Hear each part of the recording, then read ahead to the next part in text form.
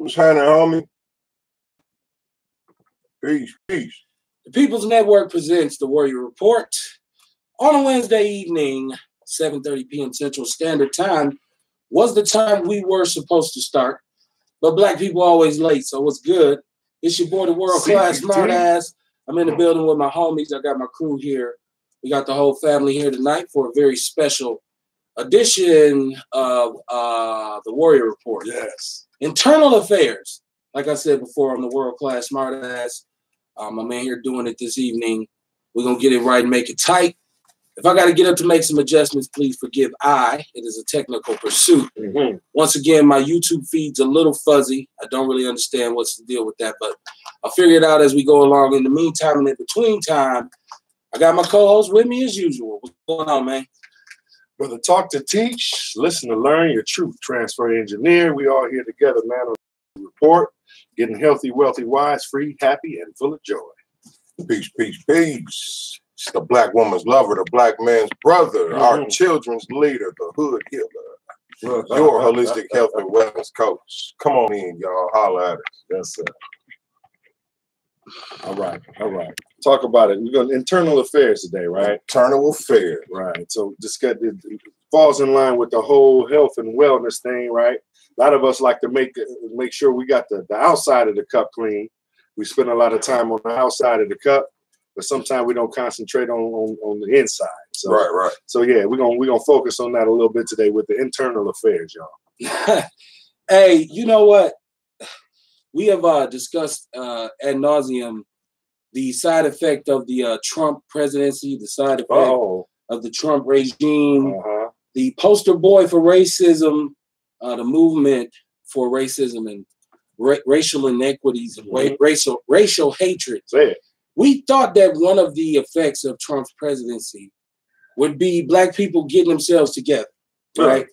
Doing what we need to do for us, not really worrying about anybody else except us. Right. Figuring out the money, figuring out the community, figuring out the legislative process, figuring out the checks and balances. Well, we now know that we have not done well enough with that. Not yet. So it's time to look at it and say, then what should this be? You know, when you was young and your mama did something or your daddy did something, your mama would say, and don't you put our business in the streets, right? It was a family affair. What happens in this house? Exactly. It was an internal affair. Yeah. So you can look at it as, you know, just kind of like a metaphor for what we do here in the Warrior Report, in which the focus is wellness for black men. That's why I brought the holistic specialist, my brother Bull, here with us on the show. So you can look at it from that perspective. And if you got something to add to it that way, that's fine. But if you're looking at it like what we as people of color need to be doing for us as people of color, we can approach it that way as well. So it's a double-edged sword, as they say, a double entendre, which I'm kind of famous for doing with the show. So just a little something to keep you going, man. But other than that, it's just a regular conversation about three brothers who want to see us get informed more as a people. So whoever your favorite is on the show, right? Since anytime one person is not here, I'm flooded by where's so-and-so? Where's so-and-so? You know what I'm saying? We're all here tonight. Yeah, so we all over the place. And they live on their pages. It's all kinds of. And these brothers is like, hey, listen, fuck your page, Kev. We're all live. You live, we live, right? Well, we had to listen to the stories. Right. I got these friend requests, and I don't know. Everybody should get them, though. Right. Yeah, so we just wanted to. We should get them. We're like, hey, we here too. You know what I'm saying? Right. That don't sound cool at all. That does not sound good. Yeah, it's all right. It's all right. I'm gonna have some problems with some contracts. Sound effects. Right. So welcome to the show, man. We're gonna talk about a lot of different stuff tonight. Shout out to my boy Thomas Sherrod, aka Gigolo Jackson, will be with us tomorrow night for Outlaw Radio. And I'm telling you, this is one of the funniest brothers. I don't even want to like talk about the show. I just want the show. We're on here for 4 because I really would like to come and hang out. I can make it that, but it's just me getting up, moving stuff, and being down here like a mad scientist, which is something that I may have to do if you want to come and partake. But Jig will be here tomorrow, man. You know, me and his brother been talking back and forth, and I've said this before. A lot of people don't know that we even know each other. Like, so they don't know me and him have really kicked it before. Like, you ain't never seen us. I ain't seen Kev and Gigolo Jackson together ever. Right, but believe it or not, it happened though, right? So me and Jig is cool, man. We gonna have a good time. But and then we'll be back Saturday night with Outlaw Radio to close the week out. And that's the wildest show that you're gonna hear from us, right? Anything goes all the time, but on Saturday nights, it's just something in the era that makes it pop. Turn up. Shout out to 3041 North, Mr. Terry down on North Avenue doing his thing. 5-star. 414-810-3131. Shout out to my brother Dante Chestnut. D-A-M-G. D-A-M-G-E-N-T. Yes. Extreme supporter of the show. Sir. What up, man? Shout out to my sister Octavia Manuel Wright with Black Nurses Rock. Yep. Getting that in on that end. Right. And then you got to give that to my boy here, Kamar Carter, yes, with Nature's Nature Herbs Nature's Supplements. Herbs. Talk about your herbs and supplements. All right, now, Medicine Man. Well, you know what? I tell you what, we're gonna go down. We got detox right here. Everywhere, right there. I got everybody, right? Nature's Nature Herbs and Supplements. You can find a page on Facebook, Nature's Nature Herbs and Supplements. Oh, yeah. We also got the Healthy Self Heal Thyself group, which you can come join. You're more than welcome to join. Right. I got the Vitality here. Old man say Vitality dick mix with me. My Vitality mix is good for women. It's good for men. And it's also good for your blood pressure. You know what I mean? And when I say good for women and good for men, I'm talking about sexual. Libido. It's going to help you get it up. And ladies, it's going to help your experience, your orgasmic experience. Orgasmic. But check this out, right? I got something new today. He done brought something new. You know, every so often, I'm going to come with something new for you. You know what I mean? We just can't be the same old same. You know what I'm talking about? We grow. We do this. This is what we do. All right, right. Today, I got burdock root capsules. Burdock root. What burdock root does, burdock root purifies your blood. It's antiviral, antibacterial. It's an anti-inflammatory. It's anti-everything. It's even anti-cancer. It's good for gout. What else did I say? Though it's good for kidney stones, arthritis, psoriasis, eczema, and a slew of other skin issues. It's called burdock root, y'all. $20 for 100 capsules. You can find me on Nature's Nature Herbs and Supplements or Healthy Self Heal Thyself, or you can add me, Kamar Carter, on Facebook and reach me there and link me there. That's what's up, man. Internal affairs, entirely what goes on inside the circle. Right. And in this case, with the herb, the circle being your skin. See, I had a very interesting conversation. Shout out to, I have to say this too. Shout out to Chris Johnson and Kingfish MKE. And a lot of people don't know what Kingfish is. You got to be really informed and really be on the heels of the powers that be to know. It's kind of like an underground freedom newspaper, right? All right. But Chris and I were having a very interesting conversation last night, and he made a point to say to me, Kev, if you think about it, they lied to us about everything else. So what would make you think they ever told the truth to us about anything, including religion, including nutrition, including science, and even including math in some instances? We have been lied to as a people overall. So it's time for us to pursue and procure our own knowledge internally as a people, not talk about it, not make it a long drawn out situation and try to start a book drive. Just as a people, we need to collectively just start amassing information and sharing it amongst each other. Internal affairs. It's a little bit more why I was motivated to do internal affairs, man. I can be serious sometimes. People think, oh, he always bullshit. Sometimes I'm serious, right? And we get loose on Outlaw Radio. Outlaw Radio is just so unbridled that when we do something like the Warrior Report, it's a little bit more serious, man. We want to make a little bit more sense tonight because we know tomorrow night is going to be wild with Jig here. Right. Saturday is going to be wild as usual. So, you know, you can laugh sometimes, but sometimes you got to think. So internal affairs, man, keeping it in the circle, keeping it in the realm of this is highly personal. So it's deeply effective to me and those around me. Just like I talk about racism being systematic and systemic, this is the kind of thing with us, like knowledge and the collection of it and us really getting ourselves together. It's systematic and systemic too. because we have to make it a system that we operate in and say, hey, this is how you get it. This is how you do it. This is how you get out there and get it. But it has to be systemic in that it has to be a motivation. We have to be affected the way we move. Our cultural norms have to become positive, right? So I don't want to get heavy on you, baby.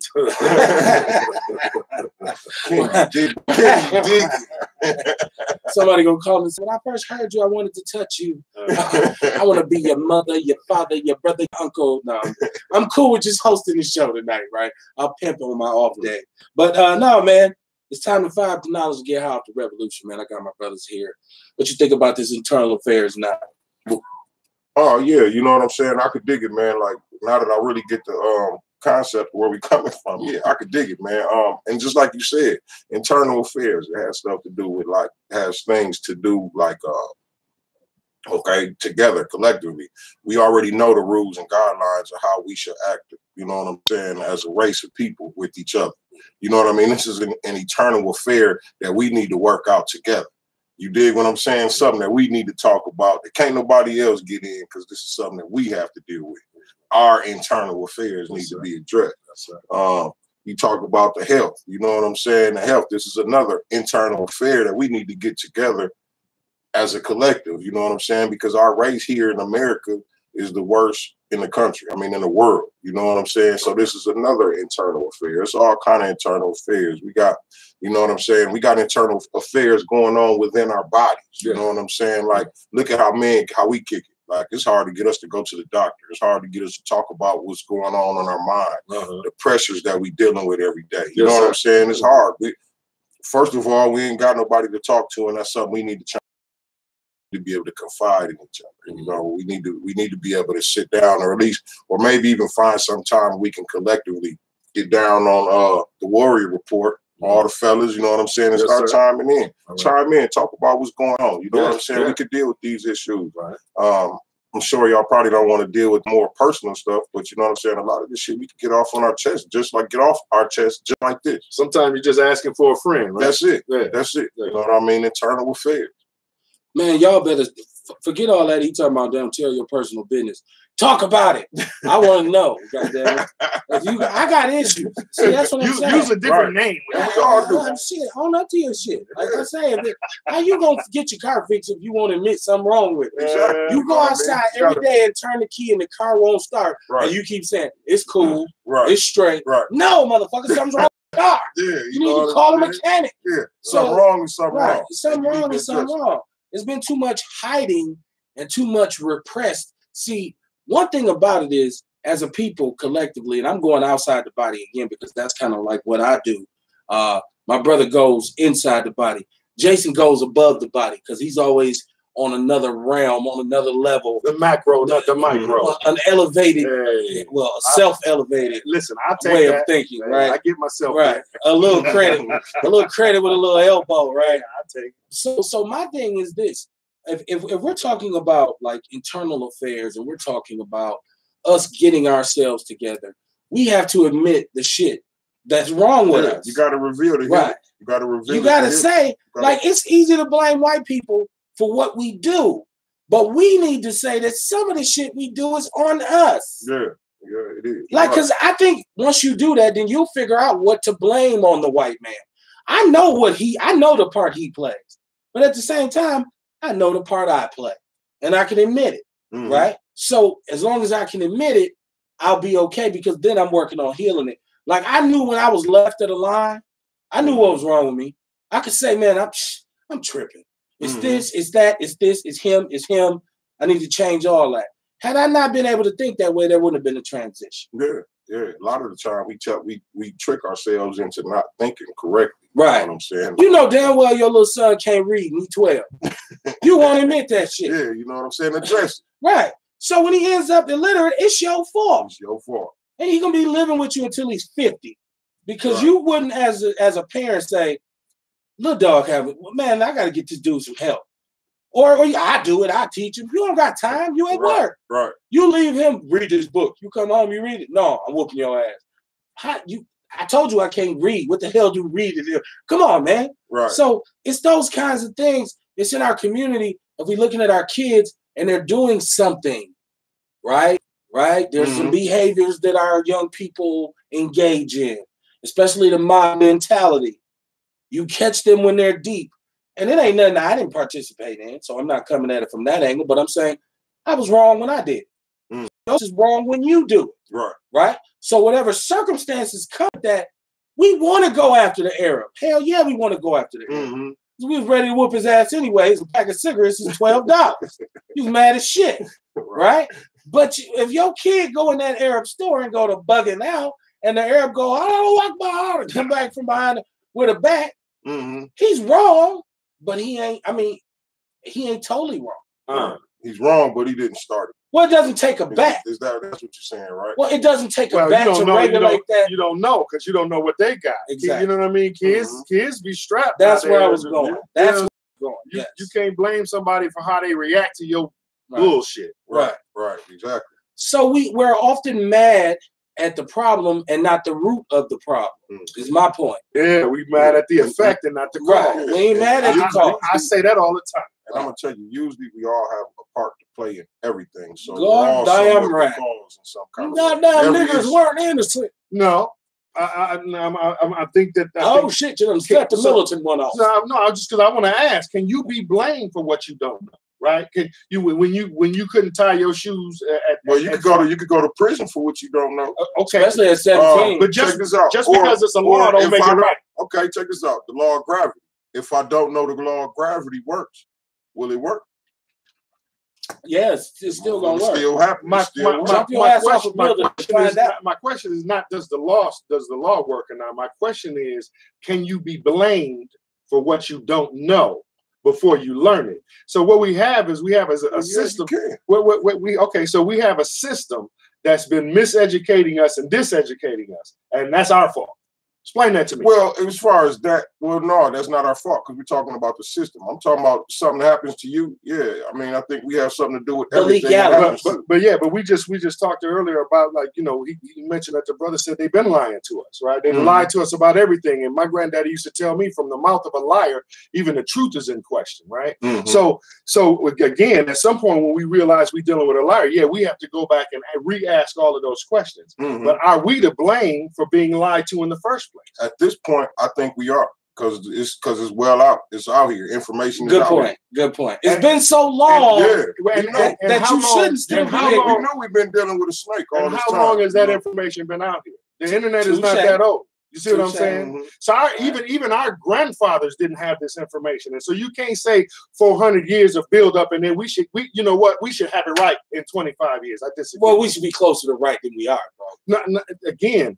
We here. We here. So it is some right going on. You see what I'm saying? It might not be enough for us, right? But it's happening. It's trending in the right direction. Do you agree? Yes. That's why we're here now. That's why they're listening to us right now. Welcome to the Warrior Report on Wednesday night. This is what we do. 7:30 p.m. Central Standard Time. World class smartass in the building. Talk to teach, listen to learn. Yes, sir. And my brother Kamar Carter, the herbalist, the medicine man. What he call himself? The black woman's lover. The black man's brother. Black man's brother. Our children's leader. The hood healer. Your holistic health and wellness. I don't want to be repeating that because I might get it mixed up. And he likes flowers. I said it wrong thing.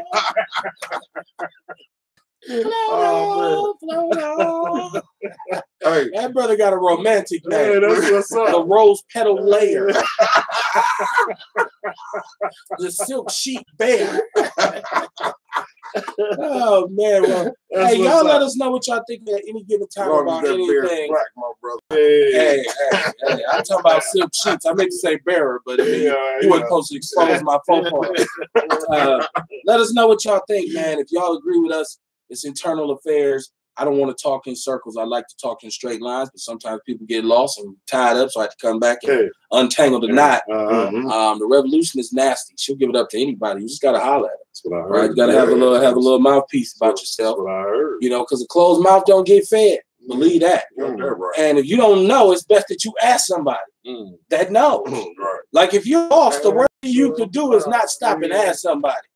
You driving around and don't know where the fuck you at. How many times you did that? Yeah, I ain't lost. I knew where I'm going. But I'm a brother who ain't too proud to go to the nearest gas station and say, excuse me. Right.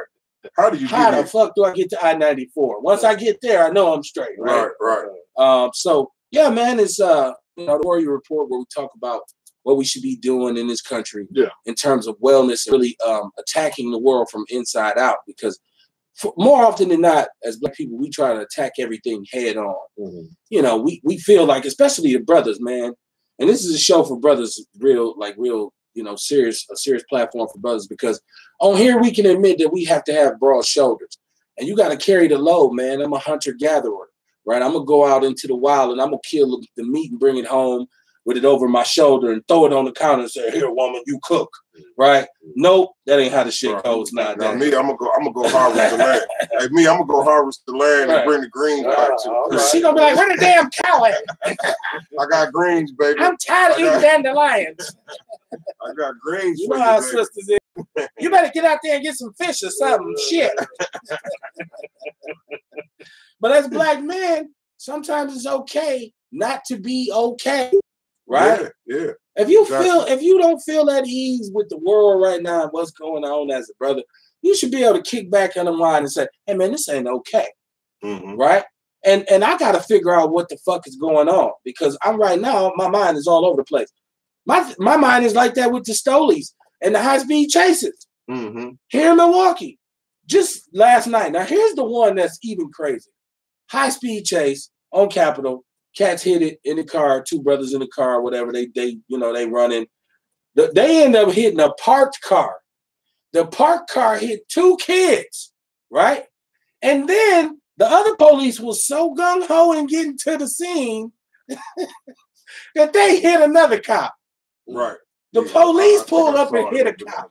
And they'll find a way to charge their brother for the He police. is gonna get charged for that So the shit. police hitting the other police. He's gonna get charged for that shit. Everybody that got hurt, they getting charged. Right. That's on your ass. You got to pay their medical bill, everything. Plus a slew on the shit. Right. So, and then on top of that, we have the road rage incidents where cats getting into it in traffic, just buck. You know, just got the hammers, the blinkies, and the ooh-ahs flashing. When was traveling this series? Well, you know, 7 years. Very challenging time that we live in right now. So I'm saying, even with that in our community, I'm okay with saying I'm upset about this because I drive. And sometimes I drive with my children in the car, right? So it's okay for me to say, "Hey, y'all, I'm not okay with this shit." Right. And there's not a simple solution to it. Right. And I know some people say, no, they need to stop chasing people, period. But at what point do the inmates control the asylum?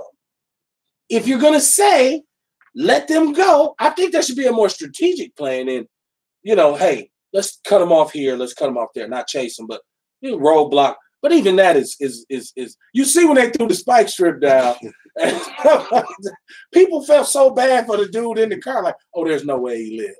Police out of order. They didn't chase him. One of them just ran down the street, threw the spike strip down. Right. He came over it doing 105 and all his tires went out and pop go to Weasel. So I'm not saying I have the answer. Y'all let me know what y'all think should be done. Of course, Brother Jason's leg is moving, so I know I know he has something to say about it. Whenever his leg hits the box and shit, he like, wait till I go. Take this motherfucker right here. This is my shit right here. That's not true. With the Stolies, what do you think should be done? I mean, with the high-speed chase. No, you. We always go, you just, he gonna talk a long time. So he said, no, I defer to you. No, here's the thing. I don't think it's as complicated as we like to make it. Like, you know what I'm saying? So, first of all, you was like, when is traveling get that serious? Yeah, man. We angry. Black people are angry. You know what I'm saying? Yeah. If you don't believe that, go to we just had the Summerfest, right? Or you go to the white areas or whatever they drinking and having. You go to where the brothers is, mean mug. Yeah, it's the community. The community got us like that, man. Not the community, but I would say the system, the way the system has been built. Absolutely. You know what I mean? Over the years and generations, you know what I'm saying? Now it's almost a common thing for us to just be naturally angry. We don't even know we angry. Content is just low, right? As soon as something happens, it's time to jump the fuck off.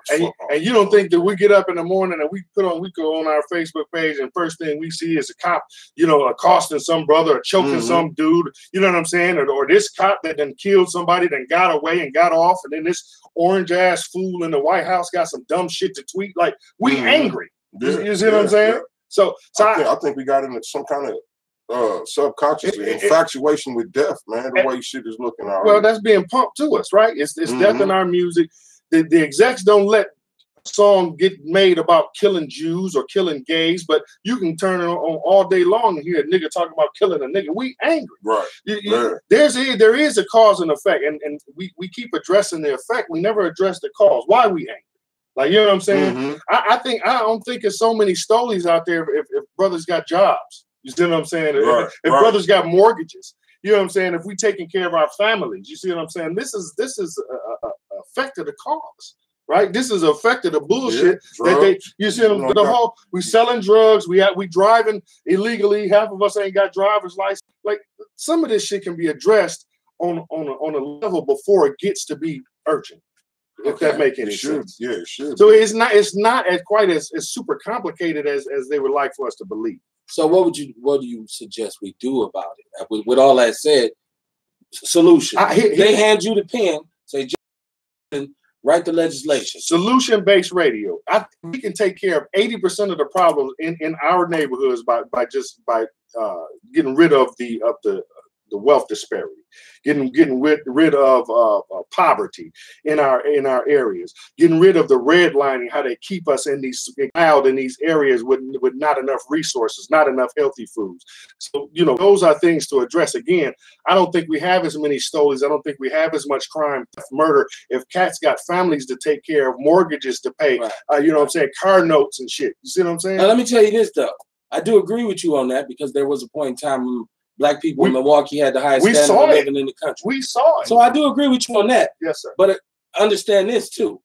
We're talking about something that won't happen by the end of the summer. Right. So, but we got to stop this shit within the months. Like this shit has to stop. So on a more immediate basis, we have community policing. Right. Stop letting these people come from where they're coming from out in Brown Deer and these different areas, Waukesha, Wauwatosa, all and come and police us and do what they want to do and then go home. What about right now when the mayor's anti-violence and anti-crime initiative was centered around what you're talking about, in which he said we like the community to help the police more, to engage in community policing, to work with the police more readily during investigations. And black people said, fuck the police. Yeah, and we should have, because first of all, anything the mayor come up with is bullshit, because the mayor has absolutely no interest. And mayor has absolutely no interest in helping you, your community, me, or mine. And what about his black? Well, there were some black people who are leaders from our community. Who said, "Let's do." Yes, right. Let's do. Come on, y'all. It was some crackers with a tan. Right? It was some dark-skinned crackers, right? But is that not community policing? No, it's not. First of all, when you start talking about them people that you calling black, they ain't us.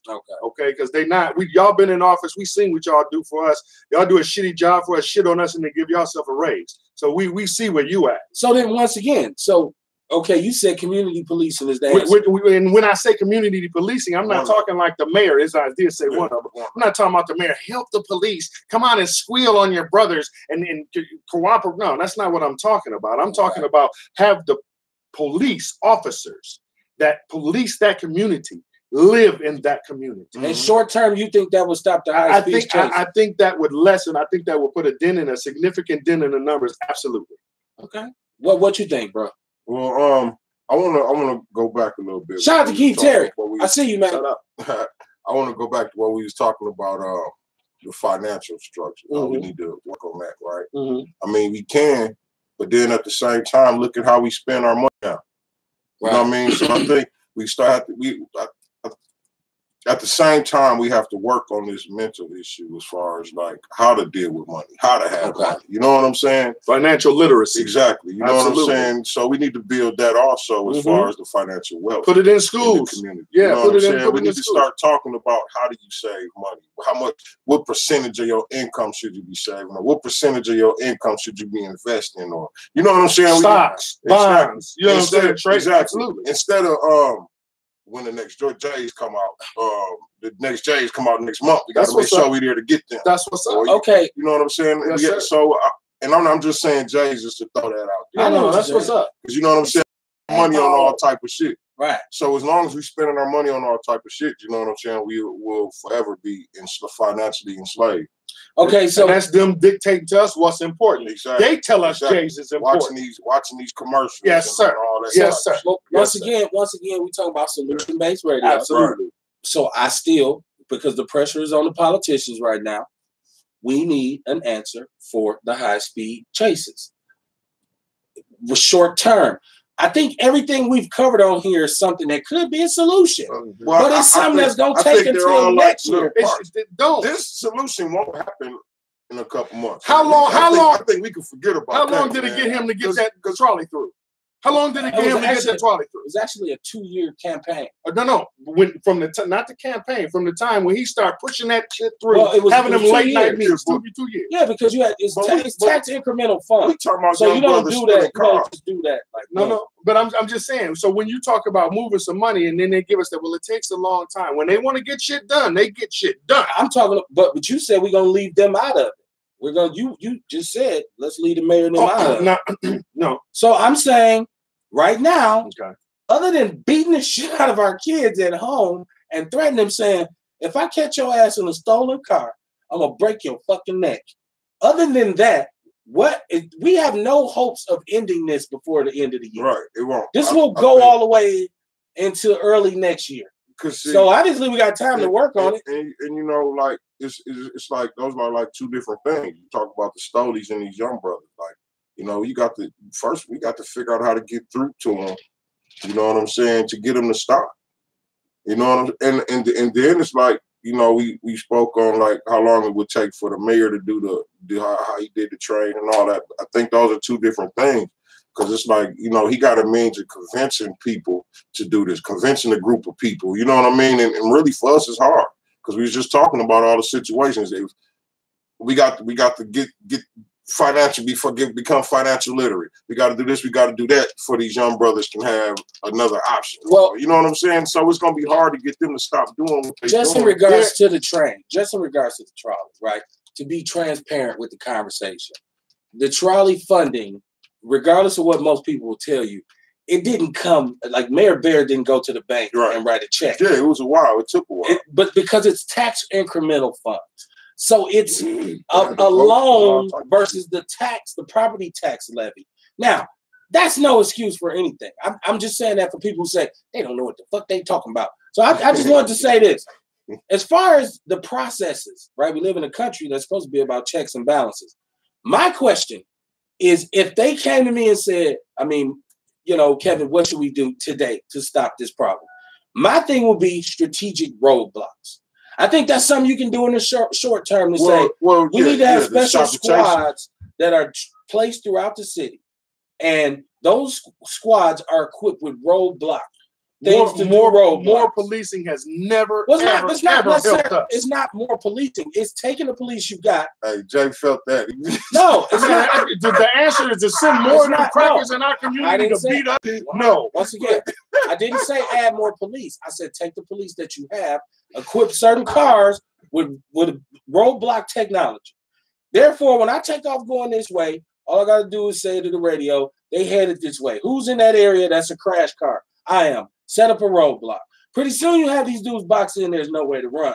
It's not about calling in Trump and the National Guard. I think that's how we could stop. Well, people saying get a helicopter. So no. So first of all, that ain't gonna stop it. That's just gonna catch you. That's gonna get more niggas caught and in jail. But let me ask you this: how long have stolies been an issue? A year, 2 years? High speed chases and stolen. In this city, how long has it been an issue? It's going on 3 years now. 3 years now, right? So when I give a proposal and you tell me, no, it's not a good one because it's going to take 2 years. If we would have started the shit 2 years ago, it'd be done now, right? So the fact that something may take 2 years to get done doesn't mean it's not a good idea because had we started. I didn't say it wasn't a good idea. No, I know. But had we started the shit 2 years ago, we would be at it probably. Well, you would be. Right. So they had no answer 2 years ago. So that's one. Number two is there's something called an opportunity cost, right? An opportunity cost is even for you to lay down on your couch, that costs you something because there's something else you could be doing that you're not, right? Mm-hmm. An opportunity cost. It costs you an opportunity. So when you talk about these cats out here stealing cars and doing this bullshit, opportunity cost, right? If they had something else they were doing, something else they believed in, something else they were working for, something else they were trying to achieve, they wouldn't have the time to have the stolies and shit. There, you need opportunity, and the opportunity costs even to have time to do the stolies and shit. Give these young brothers something to do, something meaningful to do. That's going to help them and their families later on down the line. Which is why I didn't say it wasn't a good idea. Yes, sir. And I didn't say no. Yes, sir. I said we have to stop this by the end of the summer. So we are going to come up with something to get it stopped in the short term. But both of y'all said, this brother talked about really putting in financial literacy to just even combat the poverty that creates the condition. Yes. Yeah. Which is not a bad idea at all. And I never said it was a bad idea. And I didn't shoot it down because it take too long. I got more specific with the question in, what can we do right now? It's just like the water. We can give solutions for the water long term, like replacing lead laterals will take some years to do. Mm-hmm. But what can we do? What can a city do immediately? A comprehensive strategy to get it started. Get started. Now you got to get started. Yes, right? Yes. So we can live to 2 years out. But right now they just talking shit. I've been drinking this shit for 4 years. You know what I'm saying? But I guess some people would say I am crazy, right? Some of them say, we can tell you've been drinking lead water for 40 years. No, so that's what I'm saying. Anybody who's listening to the show, if you got a solution on what should be done about the high-speed chases and whatnot, chime in. Feel free to let us know. First of all, if it's your opinion, it can't possibly be wrong. And even if it is, I'm not the one who's going to sit here and waste time trying to change your mind about it. But you know, Kevin, I'm going to tell you, I like your idea as far as what we could do what can happen right now.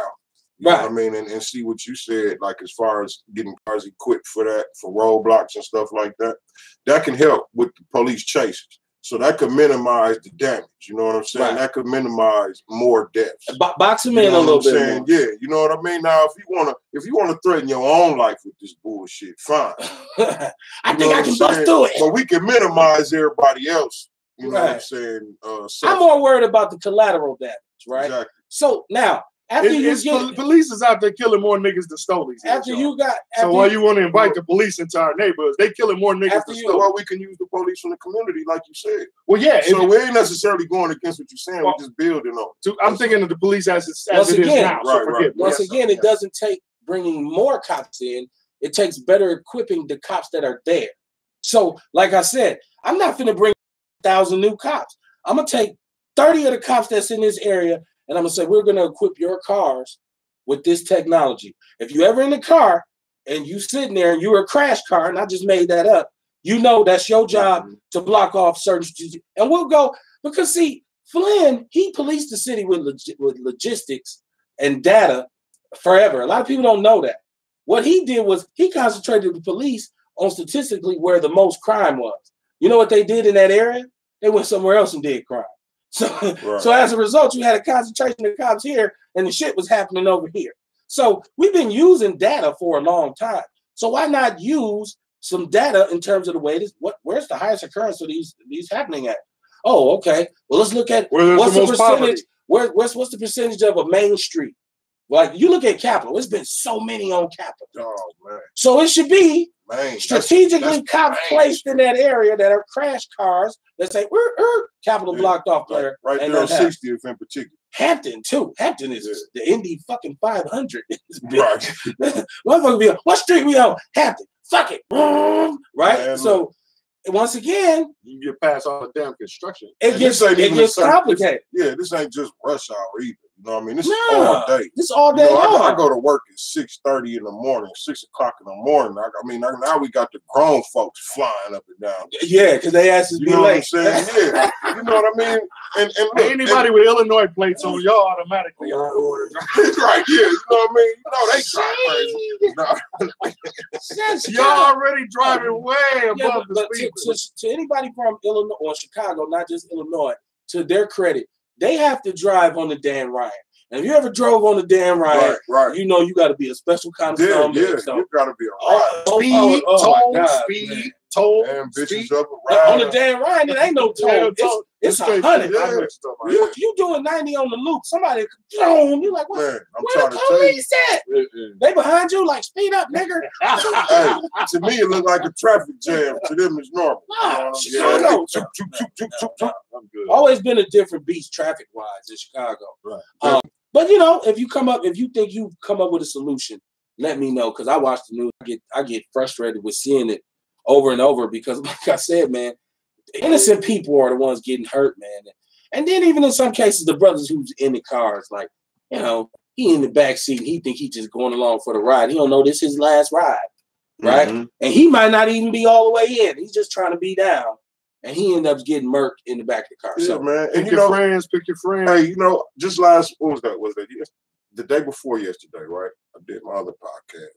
And I had Brother Hamid on there from 414 Life, Violence Interrupters.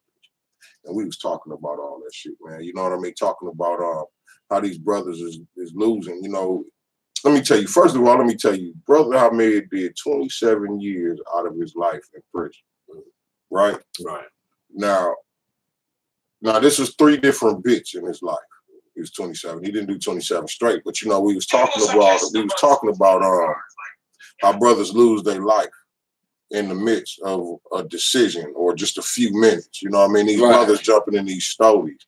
They're making a decision to get in these stories and take off flying when the police get there, somebody get killed or they get killed or their friend or however. You know what I'm saying? right. Yes, sir. And wind up in prison. Now you got a murder charge just off of a couple minutes of pleasure, having fun for a couple minutes. Oh, a couple minutes. You know what I'm saying? Couple minutes of pleasure, man. You know what I mean? Like, Damn. is it really? I got worth it? my dick back. Get my dick back.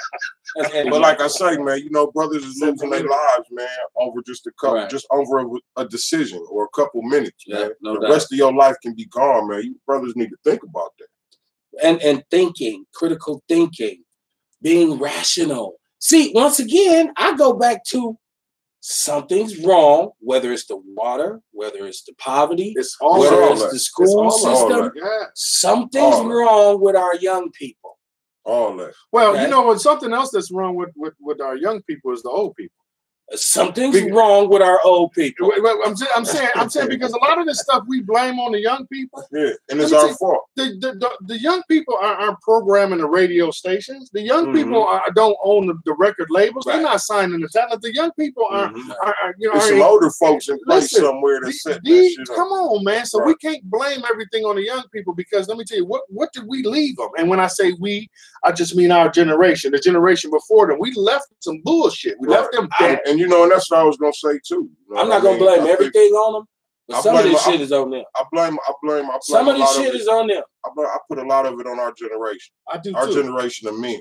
Yeah, that You know, too. say I'm- And I'm- not just the Because let me tell you, Yes, sir. well, I'm gonna say a lot. That's why I say a lot of it. Yes, sir. You do. know what I mean? Yes, sir. Yes, sir. This is why I think that. You know, you look at the brothers from my generation. I'm 44, right?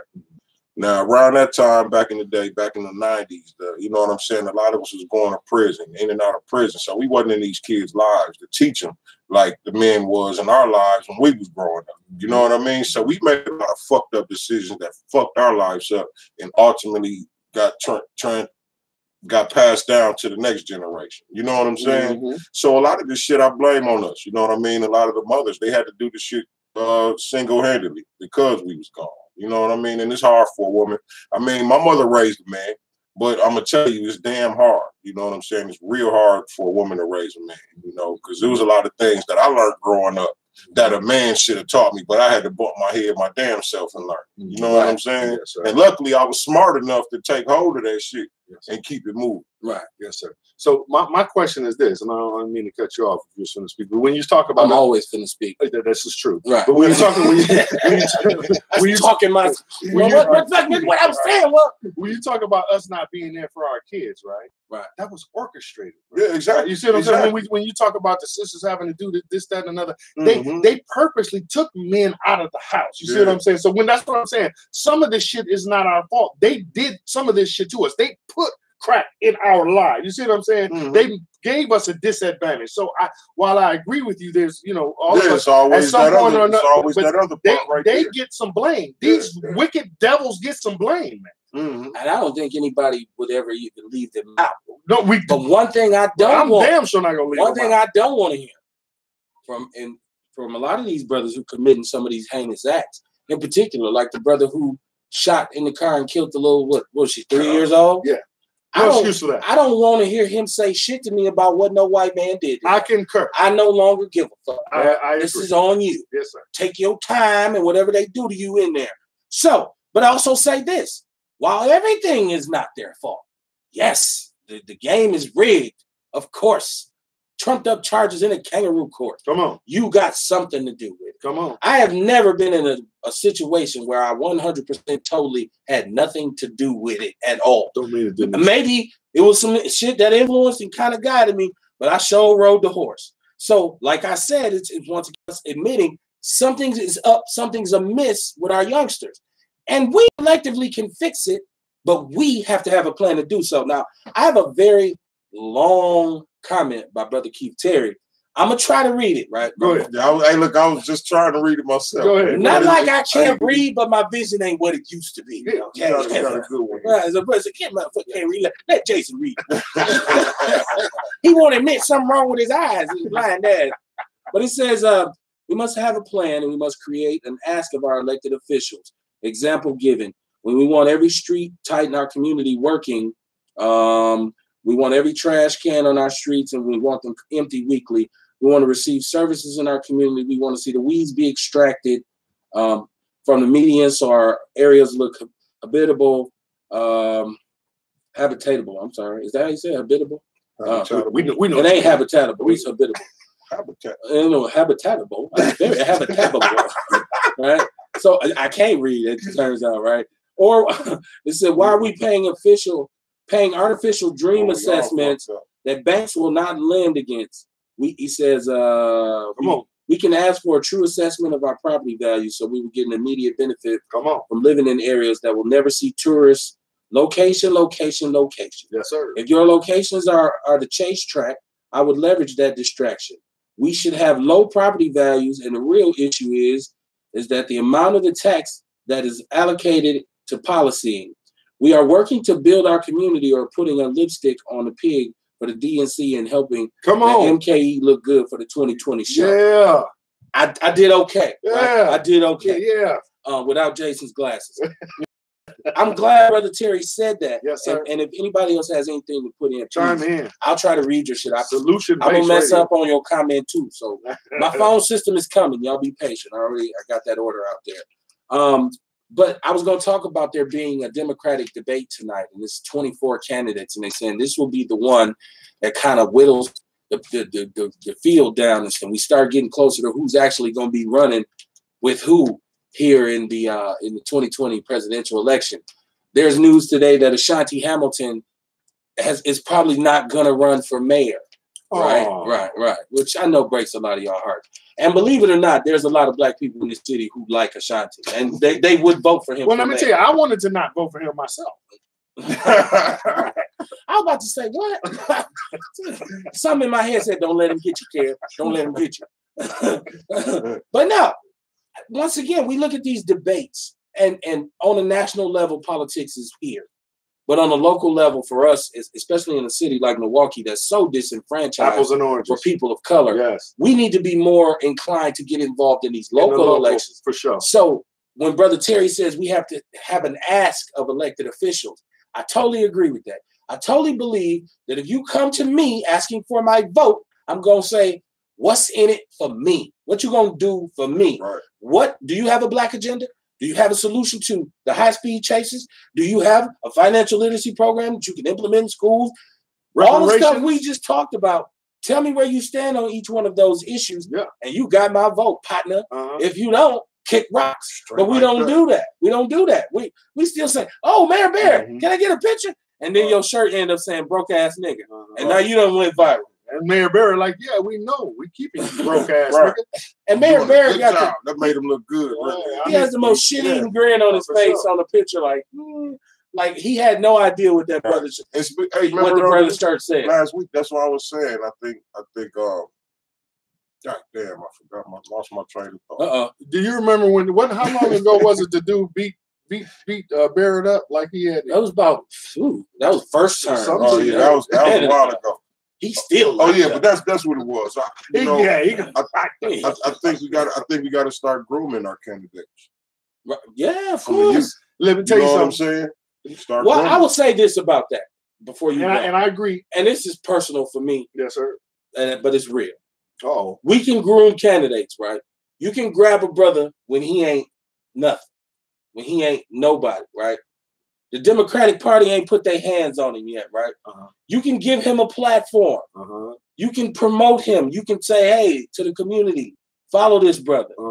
And as soon as the Democratic Party say, come on in, he ain't fucking with you no more. Well, listen, I've had that's real. You're right. But you know what? I've had at least 8 candidates on my show. And after that, up to and including Mandela Barnes. Say his name. Who was that? Mandela Barnes, the lieutenant governor of the state, who I had as a black man. He was a state representative, so he wasn't a bum in front of the liquor store.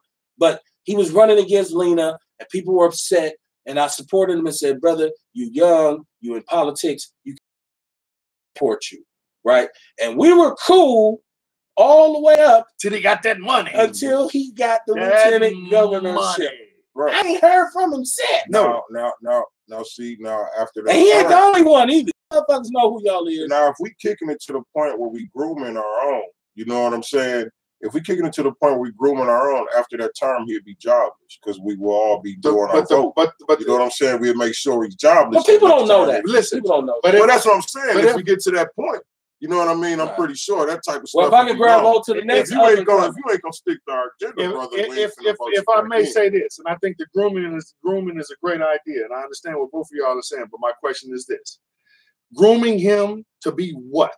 If you're grooming him to be a Republican, or if you're grooming him to be a Democrat, it's not going to help you. I'm not grooming him to be neither. No. But it's well known. If the people been watching our shows, you know I totally disagree with the whole Republican Democratic demonstration. Right. We want to groom somebody that's going to work for our agenda. And they're not. You know what I'm saying? Because then that's why they will be jobless. No. But then that still don't help us though, right? You know, and then we back where we started. But then we'll never get nowhere. No. We will, but it's not about grooming him to be a Republican or grooming him to be a Democrat. Him to be a leader. We need a leader to lead us. Right. We need our own party. We need our own party. Certainly. So it's right, and so he can be groomed to be one of us, not grooming him to be one of them. I don't do that. I ain't talking about that. No. I totally disagree. The way it stands right now, that's the only choice you have. He's going to be a Republican or a Democrat, and like he said, he's going to stop fucking with you. Well, no, because based on the conversations that he had with myself and even Brother Terry, because we had him, he came down to 3041 North and did probably about 3 or 4 shows. Who?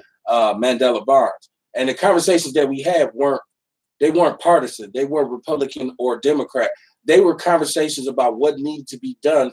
People. And he agreed and said, yes, I agree. And this is my plans and this is what I wanted to do. And we said, cool, we will support you. And then, I mean, you get bigger than. And then you get bigger than the People's Network. But you don't have to. You get bigger. But you don't have to. Why should I go on that now? Like, I don't need that shit now. Well, let me tell you, the only reason it's not that he don't need it now. What kind of pushback is he going to get from his peers by coming on the People's Network? But he wouldn't get that pushback if we had our own party. The right wing and the left. How do you make it then? That's the next step. Listen, the last time I seen it happen, it came with money. And the last time I can remember it happened, if some of y'all is old enough to remember Ross Perot. Ross Perot was a billionaire. He had his own money. So he didn't have to follow the rules. He wasn't looking for their campaigns. He wasn't hearing from the lobbyists. He had his own money. I thought he was like a libertarian or something. But my point is, whatever his social status was, he was a third party. He didn't run. It may be. No. He brought his own party. Like, listen, I was a little young. Somebody can call in and correct me or write in and correct me. But he had his own money, and he's the like libertarian. Well, what it wasn't was a Republican or Democrat, and that's what I'm saying. In order for us to be successful, it's been seen, it's been proven, we are not going to be successful under Democratic policy or Republican party because at the end of the day, the left wing and the right wing is part of the same bird. They're working for the same corporations. So until we get away from that, it's just the illusion of choice. Until we get our own party, you can groom somebody, and when they get to a certain point, according to the rules of the game. In order for them to be successful, they can't fuck with you. Well, I don't. You know what? I'm not gonna hold my breath for us to come up with our own party. And the reason I say that is because solidarity, black solidarity, is not our strong suit right now. So, like right now, if you get more than 50 people in a room that's black, you're gonna need security. And I've yet to see it happen unless they all on the same accord. So if you get a bunch of Muslims in a room, and even some of them will say, I don't believe that. But you know, if they're Muslims, they won't, you know, act out. Right. But I'm saying our leaders or whoever our policymakers was, whether they're independent or not, just to get us all in one room, you're gonna have an issue just because there's something like 6 million black Republicans. And as much as we as black people say, fuck the Republicans, man, them racist ass white people, it's a lot of black closet Republicans. There's a lot of older black people who love Trump. I'm just keeping it 100. There's a lot of black people who are secretly going to vote for Trump in this election, right? So and to get our own party, we would need 3 things. We would need lawyers to understand the legalities. No, but we need those that will come and do this to be, you know, there's some that would do this. And maybe they would be, but we need them. That's who we need. Absolutely. So we would need them, and then we would need people, we would need special interest groups. Because if you're gonna compete in American politics, you need lobbyists. And you need special interest groups because that's basically who's gonna kick the dollars for your campaign. Now y'all probably can tell me this. What special interest group should black people go after to start our own party?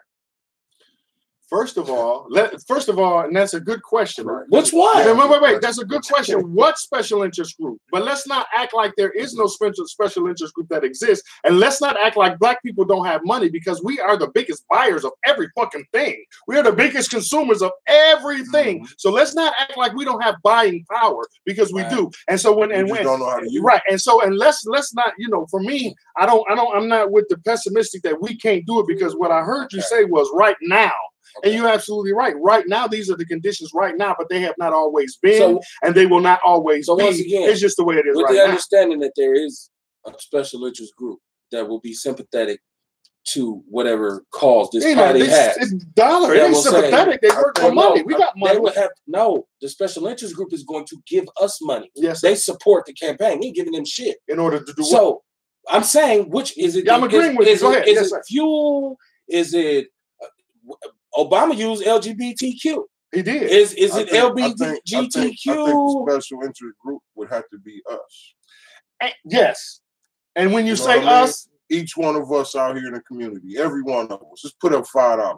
No. Once again, you know what I'm talking about as far as getting funding. No, that funding is there, but once again, you have to align yourself, because the way congressmen and senators work is special interest groups help them get elected as well. So you got to have representation to get a bill through the House and the Senate. So the special interest group, let's just say the NRA, right? If they come to me and say, hey, we support you on a lot of your campaign stances, we want to go forward. We don't want them to be able to take our guns. And we're going to donate $500,000 to your campaign, right? Now, you as a party can say, cool, or you can say, fuck that, I ain't with that, keep your money, right? Now, if I take collections in the street, you're only going to get so much, right? Because you're going to get a lot of black people, surprisingly enough, who are pessimistic, that's going to say, shit, I ain't giving my money to motherfuckers, man. I don't even know what to do. I don't even vote, man. Right. That shit ain't Who got gonna nothing to keep do the with money? Right, who count the money? Who gonna keep the money? So you got to have a special interest group to kind of give you a base, right?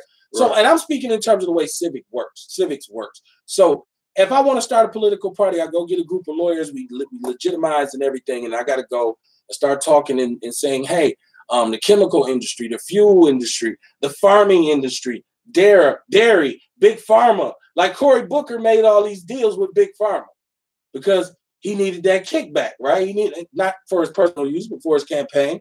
He needed that money. So I'm saying that we're going to start a black party, a black political party. We got to start thinking, if we're going to play this game, we got to get involved with special interest groups and lobbyists and super PACs and all this kind of stuff. Who's the first ones we should go to? If we can do the research and find out who it could be. Maybe it is dairy. I think maybe it's the auto industry. Like who could employ us? I think who do we go to? I think the first ones we go to is the voters. And we tell the voters, you know what, let's stop electing rich people to govern poor people problems, because that's how the rich people got rich in the first place. I tell the voters, you know what, the way this thing was established and this super PAC and all this crap was so that the people could travel and the candidates could be seen. But you know what we have nowadays? We have the internet. And you don't have to do this the way things that have been done in the past. The same way the music industry has been revolutionized. You know what I'm saying? So music a little bit different. So it's all a little bit different, and nothing has ever been done until the first time it was. And there's a million people right now saying exactly what you're saying to people about we need to stop hiring rich people. But what I'm saying to you is you won't even get on. Your message won't even be distributed. But the answer to the question was, who are the people that we go to first? And I'm saying the people that we go to first is the voters, and we tell the people, the ones that are, I'm sorry, I'm still trying to finish, but we tell the people, I'm sorry, I'm still trying to finish. So we tell, I'm sorry. Go ahead, because I'm sorry, I was still trying to answer the question. I'm sorry, go ahead. It's not going to matter if you go to the people. How do you know it's not going to matter? You have Let you finish, because I didn't. Oh, okay, go ahead. You have to have a way. Hey, y'all. No, we should let him finish. Internally. Let him finish. No, go ahead and finish. People have to be. It's important that you finish. Yeah, you got to get exposed. Yes. So I think that message in terms of, because we all know what's Mitch McConnell. You just seen his income. His portfolio increased by like $10 million over the last 8 years, and his constituents shit has gone from like $30 down to $2,000 or some shit like that. So you know, as rich people, politics is a rich man's game. That's why the president ain't never no nigga from the projects who just bubbled up. It's always a rich, who do rich people want to see up there? So you got to kind of have rich people to play a rich person's game. On a grassroots level, yeah, you can run a campaign. Hell, Jesse ran. No, Jesse ran as a Democrat, though. So I guess that don't count either, because he was playing the two-party system game. But you got to have some kind of way to get the message distributed evenly enough so you can create influence. And I don't, like, the internet won't do it, because, hell, you need money on the internet. You got to pay to get this shit out here. Like, you have to pay Facebook to promote your shit. You got to pay on YouTube to promote it. So you got to have money to get it out there. So I'm just saying we got to be more strategic. And I want to know, who are we going to ask? Who are we going to go to? Is it the fuel companies? Is it fucking the construction workers? Is it the auto workers? Where do we start at? Is it the teachers? We start out with the Black Beauty Spot. Black Beauty, okay. That's a starting point. Like them motherfuckers start cashing in. But those are Koreans and Indians. Yeah, but we spending our money there. They gonna say no. Yeah, then now we close them down by not going to their shop. You know what I'm saying? So you know we got to start doing them ourselves. Then if our sisters is that serious about it, you know what I mean. But I'm just saying though, like this is where we spending our money. So this is who we should be able to look to for help. Huh? And they should be willing to help us, because we spending our money with them, supporting their families, their kids schooling. And you know what I'm saying? So we just got a lesson on how, you know, politics is a rich man's game, this, that, and another, and how it's been this, that, and another. And you got to have rich people to do it. But without taking into account that we haven't been able to vote that long. Right. And so you can talk about how you need rich people, this, that, and another, but if you're talking about numbers and you're talking about the popular vote, then you know what? Who has the numbers? There are more poor people than there are rich people. So this idea that it can't be done, and you know, every time, you know, black people, oh well, we can't, we need them, and how are we going to do that's the defeatist attitude, and I refuse to accept that. So for me to finish answering the question that I was interrupted on, like, who do we go to? I think we go to the voters, and we have, because the voters have the vote. They have their popular vote, especially when we're talking about local politics. So that would be the answer to the question, is that's who we need to go to. And no, we don't need rich people. And yes, the internet can make a difference. Can, does, and is. Shout out to Tony Spencer. I see you, homie. It's the Warrior Report, internal affairs on a Wednesday night. It's almost heavy. And it's the end of the summer too, so it's about to be time for State Fair. I have not been to State Fair in a very long time, and my kids are begging me to go. But this comes down to another thing of what festivals and what good times in Wisconsin should you support right now, when you know that The we Jewel. We got the African Arts Festival this week. When is that? And where will that be held at? Summerfest Grounds, I believe. No, or is it? Is it back in the summer? No. That's Brown Deer Park. Right. Where is this thing at? Give me 1 second. Okay. I'll keep going, and I'll tell you in a second. Hey, my guy Tony Spencer, I need to holler at you. Make sure you hit me. We got to figure something out about this Hall of Fame induction. So hit me up, bro. I got to talk to you. We got to figure out how we're gonna get to. I don't even know if he's going. I got to see if the brother's going.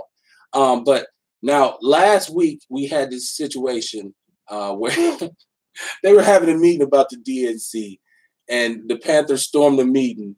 And I've seen this happen before, but this time it was even worse. Where they went in and stormed the meeting. And I don't know what it is about Mayor Barrett. I think he might be scared of the leader of the Black Panthers because he completely shuts down. I've seen that brother go after him several times, and it's not like he ever stands up and fires back and is like, well, wait a minute, goddammit, you're not gonna put all this on me. He's always like, and this time they had the owners of the Bucks, Abley, Mayor Barrett, our esteemed president of the Common Council, Ashanti Hamilton, all these, just, it was so much money in the room. You could damn near, you could almost feel it, right? It was black cards in the room. And they stormed the meeting, man, and demanded some changes to the way Milwaukee's governed, the way Milwaukee's run. Now, with the 2020 Democratic National Convention coming here, they saying like right now, Milwaukee doesn't even have the facilities to accommodate the convention. Like we don't have enough hotel space. That's how many people are going to come to the convention. Well, we finna find out. We don't get the hotels, we ain't gonna find out because they're gonna put that shit in Chicago. They'll put this in, they can switch it somewhere else already. If you don't have the hotels, how can you have the convention? Well, I'm saying, I'm just asking that because I thought they already scheduled it and all that. Well, they got a loan. You have to get like a $6 million line of credit or some shit like that, I guess, to have it come to where you at. I'm thinking a lot of that, of course, we know where that went. It went straight downtown so they could build. Because there's a lot of hotels being built right now. Right. And you keep looking like, what the hell is they building? Why they they building? What's going to happen to the hotels after the convention is gone, though? Right. Is that like the Olympics where they build a big-ass stadium and then when it's over, the shit just sits? Right. Collect dust. It just rots to the ground. Hey, oh, by the way, the Black Arts Fest is at the Henry Meyer Festival ground. The Henry Meyer Festival. That's Summerfest. That's Summerfest, right? Yeah, Summerfest. Wow. This Saturday. So they finally got back on the lakefront. Yeah, we get a day. That is beautiful. We get a few hours. He said it went from a day to a few hours at 2 to 4. Basically. Shit. Hurry up and get your booth, goddamn it. Yeah, hurry up. Get down there. We only got a few hours. Wait, it take longer than that to roast corn, don't it? Right. The corn ain't starting to go. The corn ain't done. Roasted. You better bring it right. roasted. But the corn ain't done. That's funny as hell. Roasted the night before. That's big up, though, man. Now, is Nature and the Turd going to be down there? Well, I'll be down there. So, yeah. Well, no, I ain't going to have no booth for nothing down there. He said, I know you. I'm going to be down there. CDs and DVDs. They selling herbs in the parking lot. They probably won't let me bring my bag in, so my bag will be in the car. Okay. You know, but I will be there. Yeah. Man, it would be nice to have a People's Network Outlaw Radio booth at something like that and just do the show live and represent. It would be cool. Well, that's something. Hey, man. So we got to work on. Right. We got to put our Cash App information up, right? Yeah, right. We'll be there next year. We're going to say that. I'm going to speak that into existence. Bull like to put stuff out there and say it's going to happen because we just said it. Right? Meet us at the Black Arts Fest next Power year. of attraction. Yeah. Say the positive. Yeah, meet us down there. Now, if we could get y'all to think the same way, you know what I mean, that y'all going to meet us down there, best believe it's going to happen. That we're going to wind up meeting up down there. I thought it was just a question of paying for the booth. Well, it may be. hey, I like my metaphor or my metaphysical way better. I like that thought better. But yeah, you're right. That's all it is. We just pay for a booth, you know what I mean? And go ahead. Turn the cameras on. Yeah, man. You know what? Internal affairs is something that we didn't even talk about because you get sidetracked with all the DNC and all this. So we was talking internal affairs because we talking about issues about us. But we sidetracked about a major internal affair right now, which is Milwaukee has an STD crisis. Gonorrhea, and they haven't told you. Hey, they haven't told you out of nowhere. No, because I'm seeing gonorrhea. Whoa, Milwaukee has been. We've had a serious problem with gonorrhea for some years and years. Like, and they haven't We didn't even know. And that's something else. That's something else that they tell you that you're gonna have forever. Gonorrhea? I thought it was curable. Oh man, that shit. They say none of that shit's curable. Wait a minute. Somebody let me know. I thought like herpes was the only penicillin. Thing. Penicillin. What is penicillin cure? Gonorrhea and that shit ain't reoccurring though. And syphilis. It should be cured with penicillin. Okay. Ain't it reoccurring though? Not to my knowledge. No, herpes is. Herpes was the first thing that came along to my understanding. Well, herpes is curable. You can fix that shit. Fix that shit. Okay. How you can. You detox it, man. It's a virus. Yes, sir. It's a virus. The virus is in the blood. You clean the blood. I'm not. Can you do the same? Can you do the same with HIV? Was Dr. Sebi really curing? That was one of the ways. That was one of the things that he had to do was clean. You know what's retarded? That's why. Burdock root is so good. That kills HIV. It protects against it. Yep, it does. It protects against it. It's anti-cancer. Yeah. Is that what's in the pill? Well, it doesn't. It won't say HIV because you know what I'm saying. It won't say that if you look it up. Right. But if you look up what burdock root does, and you look up what AIDS is, you'll get the understanding that this is what helps. So what's in the pills that they prescribing now? Like I don't know what they prescribe. Well, now Atlanta, they say 71% of the women supposedly have AIDS in the city. Damn. That's what I just saw. I don't know if that's accurate. I saw. Damn, I don't never want to go there. But they're encouraging people to now take like a pre-pill. Yeah, I heard about that. That's I don't know what's in it or how that works. I keep saying, well, how long have y'all had this pill? Why would why would I want to take it?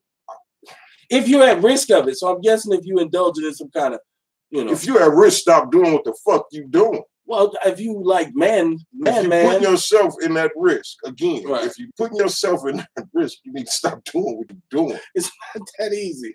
Well, I mean, shit, dying ain't easy. Oh shit, that's a good ass. Hello, somebody. Right? You know what I'm saying? That is a beautiful point. Let's peel the layers back and be 100. Like we was just talking about getting to the source of the shit. That's right. Yeah, that's right. You know what I mean? But let me ask you this, because and I may have mentioned this before, but when we was coming up, when we was in biology or science class or wherever they introduced the periodic tables to us, right? Mm-hmm. And they gave us everything that's on the periodic table, and they told us everything that comes from animal, vegetable, or mineral. Didn't they tell us that? Mm-hmm. So anything they put in a pill is coming from animal, vegetable, or mineral. So it's really, you can get it, you know what I'm saying, in pill pre-injection form, right? It's just a matter of like doing what you're doing, knowing the herbs and knowing where it come from. And some of it may be mineral, right? Mm. So, you might need a little bit of chromium. You might need a little bit of zinc. You might need a little bit of gold. You know what I'm saying? But it's a way to do it without being, slave to Big Pharma. Exactly. And I'm wondering if they have a cure for this, how long have they had it? Well, to my understanding, and somebody correct. I think they had it when they made it. Yeah, thank you. Because diseases have a patent. Yep. Sure. AIDS has a patent. Sure. So yeah. It'd be some mighty pissed off people right now if they had this cure and let all these people just die from it. Cancer. You talking about a riot. Right, you talking about a riot. This shit is anarchy. This shit should be happening right now. It should. Because they've been having cures for this shit. You know what I mean? And motherfuckers been dying. And when you have somebody that presents a cure, they killing them. They killing them holistic healers. They kill them too. Killing them. Wow. See, that's why if you're a holistic health and wellness person out there, you're in danger. What it is, you have to teach this. You have to keep pushing it. Teach it. Don't stop. Be fearless about it. Yeah. You know what I'm saying? Yeah. Especially if you for your community, like I am. You know what I'm saying? You got to be fearless about this shit, man. If they took me out the game, you know what I'm saying? It's a lot of people I done taught about it, so my movement will keep going. You know what I'm saying? Like the marathon continues. You dig what I'm saying? So you got to push it. If this is what you do, man, this is what you do. Teach it to the kids. So as they grow up, they can teach it to their friends. You know what I'm saying? Right. And their friends can teach it to their friends. Eventually, we'll be back to helping ourselves heal from all this different stuff. You never know what just because the information comes out today, right? There's a tape conversation between Richard Nixon and Ronald Reagan, in which Ronald Reagan, this is like the early 70s, he labels the Africans at the UN monkeys. And he talks about how they're cannibals and they don't even wear shoes. And first of all, the records have been there, but it was always redacted, like what he had said. So finally, they took the black marker off of it and said, after so many years, yeah, they let the recording go. And now, for all you black people, Ronald Reagan was Obama's hero. He always said how much he admired Ronald Reagan, right? Black Republicans, man, that told him as some sort of hero. All the people, and even the, it's amazing to me the depth of lies we have been told by our government, right? Right now, you have all these people who are ready to storm Area 51, or at least they are making a big fuss of it. And I saw a video on Facebook, man. Motherfuckers, like they was talking about, we storming Area 51 right now. And it's some kind of hovercraft or some shit up in the air. Right. Yeah, man. Oh, they're gonna get shot. Right, you get within 20 Hey, look, feet. hey, Right. check it out. And I watched it for about 2-3 minutes, right? Like they finna blow up any second. Like, this shit finna go dead. This live finna go dead. But who knows what they've been doing there? Like, for me, Anything they fucking want. I get laughed at because I always say the jump in technology between 1940 and 1960 is too great. You know, you go for years and years of basically, rudimentary technology to all of a sudden microchips and, even down to aluminum foil and saran wrap and microwave ovens. All this shit comes in the so man got real fucking smart for 20 years. And then we ain't never had a boom like that since. Like the computer age didn't come overnight, right? It wasn't like a 10-year span. It was already 30 years ago, there was Apple. So it progressed from there. We're looking at a period between 40 and 60 where all of a sudden, look at the cell phone. Hell, look at the internet. Mm-hmm. And there's people who have said they worked at Area 51 reverse engineering alien technology. I won't go too far off. But I'm just saying, when people laugh at me because I say I believe in aliens, that's why, because I think that the jump in the technological understanding just was too great for such a small period of time. So the government, with the way they lie, and they don't just lie to us, they lie to everybody. Like they lie to white people. Like this government lies to white people too. Yeah, they don't do it. There's some white people disillusioned as hell walking around out here talking about this country's for me. Trump is my friend. You just lost your dairy farm because of his tariff, motherfucker. You just lost your job. You lost your insurance. Yeah, you just like us. Right. You worse than us because you don't even know. You disillusioned. They're not getting shot. I'm talking about as far as thinking the country is and it ain't. Right. Well, yeah, you don't know. I'm just when it comes down to the food. A lot of us think that shit too. Real talk. Think what? That the country's for us? Yeah, the country's for us. That Steve Harvey ass shit. You know what I'm saying? Speaking of Steve Harvey, that's a great segue, right? Have y'all seen any of these Monique interviews? No. You ain't watched none? You ain't watched none? But I've been hearing about it. She first of all, she goes after everybody that's black in Hollywood. Oprah, Lee Daniels, Tyler Perry, all of them. The gatekeepers. Especially if you had a problem with her rent. And you're talking about how she ain't getting paid for Netflix. The gatekeepers. That's when I started seeing her go in on different people. Ever since then. She's got some YouTube interviews that she's done recently because they wanted her to make fun of Steve Harvey for losing his show. Right. She took the high road. Kudos. Right. But not on these new interviews. Oh, no, not so much. Seen those. Oh, man, I'm finna have to start watching. Well, she didn't go like, yeah, punk ass, that's what you get in that. But she just talked about some of the more foul things that he had done, like some of the fake roles that he tried to take and then put it on her.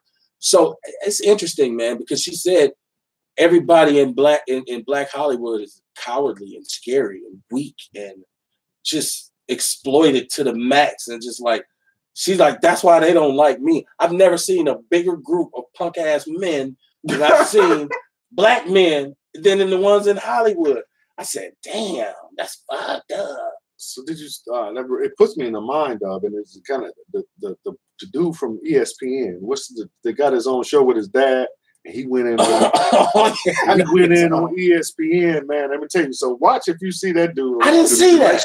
What was he mad about? He was just talking about how, you know, ESPN is punctified. He's like, you know, we cowards here. You know, Donald Trump does this. He's dividing the country. He makes these statements, and the only time we speak out on it is if we can, you know, use Steve Kerr or Popovich. You know what I'm saying? In some kind of way. He was just like, you know, ESPN is coward. He said we cowards here. We don't want to talk about real talk. And he went in like, and you know, I just wonder how long it's gonna be before his show gets canceled because the brother went, you know, he went in kind of like Malcolm Brogdon said, "This is the most racist place I ever seen in my life," and they said, "Your ass playing for Indiana now." now Brogdon, you need to go in on them motherfuckers. Now you in Indiana, tell the truth on that ass. What did it say? Shake something. Shake something. Yeah, man. Well, they burning crosses in Indiana though. Be careful. Oh shit, man. It's treacherous, man. Listen. This is not a safe and friendly time for people of color, especially if you're black. And it's all over the place. Like you can really think your brother is your brother and that your brother is for you, and you'll find out that motherfucker wasn't for you at all. He was for himself, or he was trying to get you know, especially with politics and leadership, it becomes like a piss contest where I'm the most popular. No, I am. Hey, I'm the best leader. No, I am. No, you know what? I do more. No, I do. It becomes that. Yeah. And then when it becomes that, y'all fucking up. right. So we all sitting around like this. I ain't going to that shit, right? It's why nobody, you give a call to action, nobody shows up because everybody's like, I'm straight. Black power from Brown Deer. I just moved to Germantown. Motherfucker, you trying to get me kicked out? Fuck all that. So, hey, solutions. I don't know. I wish I knew everything. I have $1 million because I put it on DVDs and sell the shit. I'm trying to tell you. I want somebody to tell me where do we start. Internal affairs. If that's our movement, if that's where we moving, then we can get into it in the house. You can fight in the house. I don't know. I grew up with a brother. We used to tear some shit up. We shook furniture when I was growing up. But if we walked outside and somebody went at him, we both was gonna get on your ass, right? It was internal affairs. So we gonna start with that. Let's start with us. David Banner said, we should be worried about us and nobody else. You know what I mean? Let's get our homes together. Let's get our families together. Is that possible? Yeah, it's possible. It's absolutely. Is it not too late? I'm feeling a little bit like. Listen, man, it's never too late to upgrade. You know what I'm saying? You're never too old to improve. You don't think the black family is too far gone? Nope. Nope. We got to start somewhere. I'm worried about the black family. I mean, all black families ain't going to make something happen right away. You know what I mean? We got to start somewhere. Start with a few, and then it grows from there. You know what I'm saying? People are less fortunate. They see what other people doing. And now if we really collective with each other, you know what I'm saying? Ain't no problem with showing another brother how to do something. It's enough money out here for everybody to get a piece. Right. That's true. You know what I'm saying? We have to be willing to talk to each other, man, again. You know what I'm saying? Like, we got brothers out here who don't know what to do. We feel like our only option is to pick up a sack. You know what I'm saying? Or our only option is to go slam dunk basketball. Or, you know what I mean? But it's a lot of other shit to do. You know what I mean? He said slam dunk the basketball. You know what I'm saying? Jason, you just left Atlanta, and I seen an article about people saying Atlanta is this nouveau town and black people are living so well there, but it's not true. Like they have a serious issue with poverty and unemployment. I don't know. I've never actually been in. I've gone through there and been to the airport, but I've never, I ain't been on Peachtree shit with Phaedra and them. Man, that's a million peach trees down there. Everybody finna get in there. It's just you got to tailgate so a motherfucker just don't cut you off. Spot right there. Real talk. So yeah, it's no. So it ain't nothing like a MARTA you can catch or something like that. Well, yeah, you can catch the train to the bus to the train to the bus. Damn, nigga, ain't nobody who doing that shit. Right? It's 95 degrees. Help me, Lord. Listen, and I ain't never getting home. Buses and trains and shit. You gotta catch a bus to the train and to station to the bus to the then call a cab. Did y'all know y'all was living in the middle of the hot girl summer? I just found this out. I just caught wind to that shit too. This the hot girl summer? I'm not paying attention to shit. I'm sorry. Need to put my glasses on and shit. I'm missing. They gonna help you with the hot girl I'm missing summer. the hot girl summer. I'm missing it. Man, How you feel about the hot girl summer, man? Because I kind of set you up because I just asked you about the black family structure, Yeah. right. and I'm asking you about the hot girl summer. But after he told you about the syphilis and gonorrhea, Right. So people gonna be like, "I ain't never having sex again after I watch that damn show," We done been everywhere. especially in Atlanta, right? But, The hot girl summer, man. but yeah, I'm gonna tell you, I don't like it, Okay, really. why you don't like the hot girl Because summer? I got a 17-year-old daughter. yeah, that'll do So it. I don't like Right, That'll do it. it. Bottom line, you know what I'm saying? But I always offer a twist. You know what I'm saying? Why can't the hot girl summer be about doing something uplifting black women, uplifting women? You know what I'm saying? Uplifting each other. Be a hot girl in that sense. You know what I'm saying? Right. Doing something. Black good, girls you know what rock. I mean? Not because you could twerk on a video real good. You know what I mean? Not because you look good and a little bit. Do we want to really get rid of twerking though? No, we don't want to really get rid of twerking. But we don't But want. not for the young girls. Right. Right. Yeah, you know what I mean. We want you to But be do of you age. want to see an old woman twerk though? Yeah, there's got to be age limits in there too. You know what I'm saying? Like He did like that. like, in the middle. It's something you got to work the middle. You know what I'm saying? Work the middle age. Work the middle, right? Come on, girl. Work the middle age. You turned into a lay on the nigga. Work that old ass middle. I don't know if you said you didn't hear about it. So it's supposed to be symbolic of women like kind of taking control and living their That's best the lives. damn problem now. Stop with the taking control and stop with the I'm strong black woman. Let me tell you, we need a little less of that and a little bit more black family. You know what I'm saying? Learn how to work with your black men, sisters, brothers. Learn how to work. We need a little bit more of that and less of the women's boot camp and the men's retreat and all that shit. Let's work on the black families, y'all. Well, right, totally agree. But the hot girl thing, but people say y'all just old. Like, okay, that's like the first answer, and right? That's how we got to get old. Like, you hope you get old too, nigga. I was saying some hot girl summers. I think that was okay. Yeah. I just think Been to a few freakniks myself. right. Hey, they said, speaking of the freaknik, didn't they have another one? They were talking about bringing it back. It will never be. It'll never be. It will never be. Okay. Like it was. I was young. I was there. The thing about the hot girl summer with me is, okay, women are capturing this energy, and we talked about black women many times on this show and saying, brothers really like strong women, especially black men. We like strong black women. We don't want a mouse in the house. We don't want you to be passive. I don't want you to be, you let anybody run you over or be gullible. At the same time, I still want you to be a woman. I don't want you to be another dude in the house, right, with long hair. But if that's all you are is strong, you are a dude. Because I think that a black woman should be allowed to be strong, but I think a black woman should be allowed to be weak. She should be allowed to, to need. She should be allowed to be sick. If all you like is a strong black woman, that you got you a man. Right. If all she is strong, she ain't sensitive, she's not affectionate, she's just strong, you got a nigga. So fellas, if your girl brought the grocery in, you might want to check the I'm joking. Yeah, but it's the young women attempting to kind of unify. And Jermaine Dupri said that now the whole thing with rap is, all female rap is strippers. So they should call it strap rap, right? I mean, it's stripper rap. It's hung, but it don't hang. Right. I get it. And there was some backlash against him for that. But I think if young women are going to collectivize, and I took that word from Willie Dynamite, I don't even know if that's a real word, collectivize. Mm-hmm.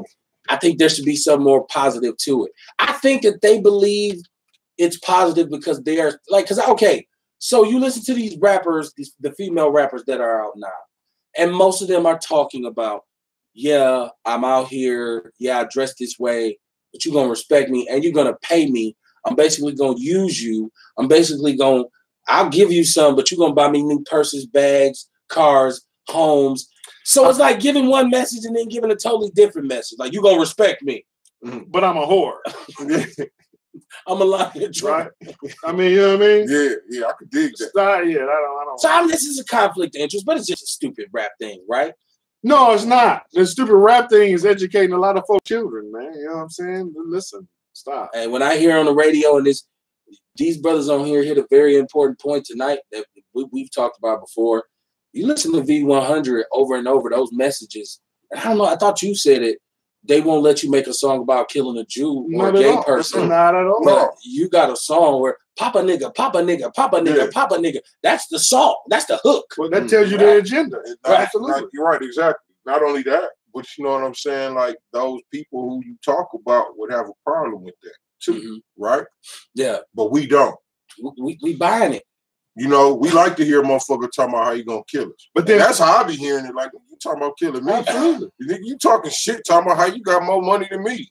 Nigga, I don't want to hear that shit. Right. You know what I mean? How much better you especially when you made it by selling my mama crack. You know what I'm saying, man? No, kind of fuck my family up, bro.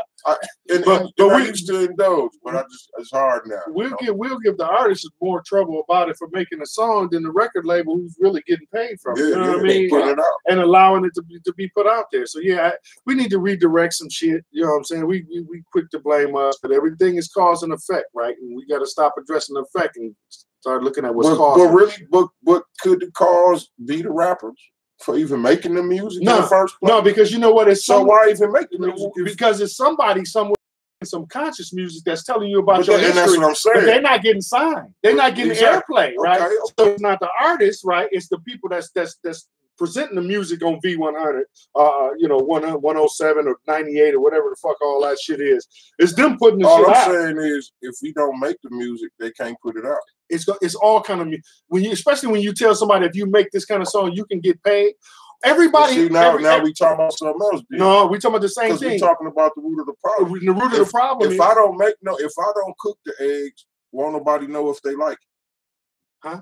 You know what I'm saying? Like if I don't write the music, won't nobody even know if they like it. But that's not realistic. Yeah, it is. That's not realistic. Okay, it's not realistic because the record labels, and not only the record labels, but the artists, it's coming on every artist you see. You just got finished saying, "I got more money than you. I'm doing this. I'm going there. I'm traveling this. I got that." That whole lesson, that whole message is based on money. Then you telling the people, you telling the artists, if you make this kind of song, this is what you can have. You mean to tell me young people are not going to make that kind of song? Oh, they're going to do it. You're absolutely right. That's the problem. Right. But the difference is whether or not that gets airplay or whether or not you get, X-Clan got airplay. You know what I'm saying? Public Enemy got airplay. At that point, they didn't really get airplay. A group like that will not get no love at all. They got released. Their records got released. And they had a couple videos. So we knew that they was out there. No, P was out there. He was out there. You knew who Public. Everybody knew who Public Enemy was. Public Enemy was really on the radio until Fight the Power. Fight the Power was on the radio. Right. You know? Fight the Power was on. Yeah, that's what I'm saying. Until Fight the Power. It don't matter when they got promoted. That's my point. Yeah. So a Fight the Power of today, of 2019, is not going to get no play. So it's right. But Molly Perkins do have record labels that do put out conscious music. Who? Yeah, they do. Nobody hears it. A lot of the music with Jay-Z work with now, if you listen to the lyrics, you know what I'm saying? They talking about some powerful shit. Who positive Jay-Z? The label J. Cole under. You know what I'm saying? That's one artist. Go ahead. Keep going. You got Kendrick Lamar. That's another one. That's right. And that's all I'm saying. There's more out there. You got Talib Kweli. I mean, there's a lot more out there. But what I'm saying is, if we stop making the music talking about killing each other, you know what I'm saying? Wait, no. Wait, let me go back. It started off because we was talking about how Jews, we can't talking about Jews, killing gay Jews, people, right? Or gay people because they won't like it. They or Italians. They gonna come out. They gonna make issues. And what I said was all of the above. Yeah, what I said was we won't come out and say how we disagree with it. Because we like it. You dig what I'm saying? And that's the problem. You dig what I'm saying? We've been taught to like it, right? You didn't like NWA? It's generational shit. Mm-hmm. Yeah, you like the NWA. Okay. NWA. We've been taught to like it, right? Niggas with attitude. Is that an acquired taste or what? We don't know. We just know. Well, I think we don't control the narrative. I think we was hearing something that was close to what we going through in our community. There was some relevance to it. It's audio. You know what I'm saying? It's easy to take. Art imitates life. It's audio chitlins, vice versa. Right? It's audio chitlins. If we would have never been introduced to chitlins and never been given to us on a plate, we would have never picked that shit up and ate it. on our own. My mama chitlins used to be good though. Those are only chitlins that I would ever eat. Audio chitlins. That's what it is. Look, people get mad at me. Don't you tell nobody used to eat chitlins. Hey man, my mama chitlins used to be the bomb, man. I've never eaten anybody else's, but she would make a big man. Never ate a chitterling in my life. You ain't that? Ooh, with some hot sauce? No, Hey. no. You can put pepperoni pizza on that. Man. I'm not even I wouldn't give up. Slow down. You can put ice cream on That's that. why your I'm ass is not- white as a Fleetwood because you grew up eating chitlins. Never, ever. Internal affairs, man. I hope you get the gist of it. It's a lot going on inside. Hey. How much, when you get down to it, you start diving deep. It's so much shit that you gotta just walk through. I don't know, what's the movie Shawshank Redemption and Morgan Freeman is talking about.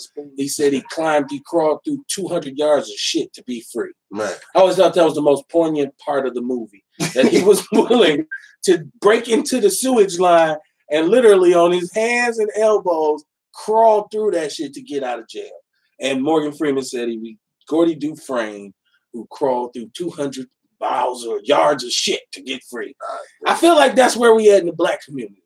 It's so much, and every person wants to be the authority of everything, but they can't work with anybody else about anything. So that's why I say we're in trouble just because we spinning our wheels and we're not moving. I just believe we got to whittle this down to 3 problems and start with those 3. We tried to do that on this show one time, and I had a panel of 5 people here. By the end of the show, we was no closer to the answer than we was when we started. Because as soon as somebody started over here with what they believed, the person over there said, nope, but you know what? And then we digressed. And then I kept having to recenter, saying, but hold on. By the end of the show, the only thing we agreed on? That we all disagree. So, and when nobody mad, right? It was like, I don't agree with you. I don't agree with you either. I don't agree with you either. All right, that's the show. Good night, y'all. What Russell Simmons used to say, thank you for coming. God bless. Right. So until we can get this settled down to 3 main issues, we've done it. We've talked about it. I think it's the money. You've talked about the money. Jason's talked about understanding of where we're at. And you have to understand what created the situation. And it's all the same conversation. It's just in a different cup. And it depends on when you drink it. Because sometimes you get it out the refrigerator and it's really cold. Sometimes it's room temperature. Sometimes it's just warm, right? And you think nobody likes warm water. Surprise, surprise. My wife don't like cold water. She likes to drink it room temperature. I drink it room temperature too. And they say that helps with the digestion, right? In the summertime, I do like some cold water, but I will drink it room temperature. But in the wintertime, I'm always room temperature. All right. So I want to let my brothers finish off before we get out of here for the night. It is Wednesday night. I know we went a little long, but that happens around here as well. So in closing, man, internal affairs, I don't know, perspectives, opinions, whatever you want to say, however you feel about what internal affairs means and how we should move forward. The floor is yours. Going this way. Well, as far as internal affairs go, I just want to remind everybody we got the inside of the cup and the outside of the cup. A lot of us spend a lot of time on the outside of the cup. We want to, be buff. We want to be in shape. We wear makeup, and we got some dudes wearing weed. A whole lot of stuff going on now, man. Hot girl, something. But hot girl, right? But the inside of the cup is just as important. Some might even say more. So let's redirect ourselves to the internal affairs, y'all. Exactly. Internal affairs. I say we need to get together somehow, men. You know what I mean, and work on our issues. What we need to do to make our people better. Internal affairs. Right. So these are things. I'm sorry. These are things that we need to work on. Our internal affairs. Yes, sir. Inside our bodies and inside our communities. Right. Both. Yeah. In situations. Exactly. Which will help our home. Which will help in our home. The micro and the macro. Right. Exactly. As above, so below. Yeah, man. So I hope you were enlightened. I hope you heard something that set you off down the path of your own way of thinking. I don't expect you to agree with everything that we say here on the show. This is why I tell people to chime in, hit like, hit share, hit follow. Shout out to Mr. Terry in 3041 North. Shout out to Brother Dante Chestnut. Yes, sir. He has something going on. I got to get it. I've been sharing it. We'll have it, bro. I share what he does blindly. For sure. He can be putting up. I'm like Mayor Barrett with the dude with the broke ass nigga shirt. I just took the picture, right? I wasn't even thinking about what he said. So shout out to Dante Chestnut. I'm gonna get up on what he's got going, man, because he supports us and we support him. Yes, sir. If you want to get with us, let us know. We were looking for a female contributor. Some estrogen. Crickets when we so. Sisters, if you want to get down and come in and add some estrogen to this, we welcome that as well. Don't be intimidated. And make sure you tune in tomorrow night. We will have G.O. Jackson. It's going to be a very interesting show. Yeah, I might come and just sit on the couch over there and watch. Well, we can be set up for my wife. It's a 4-person setup anyway. So yeah, this sounds like a big deal here. Well, it's gonna be very funny. He's a very funny brother. And you know what? Just to bounce stuff off of Jig and watch him go with it, it's gonna be so fun. So same time, well, tomorrow night, I think it'll be 8 o'clock when we start, a little bit later because I got daddy duties. But Outlaw Radio will be on tomorrow night and Saturday night as well. Saturday, I'm planning on doing something for my brothers here, just to have a little powwow so we can get together and get some good, real, revolutionary time. Probably throw some meat on the grill. Probably do some tofu. Right. So we got to get something for brothers. We're going to get some Beyond Burgers. And I keep hearing that's good. So look, hey, man, if my auntie had balls, she'll be my uncle. I'll see y'all tomorrow night. Peace. I got time now, cuz. I got time today.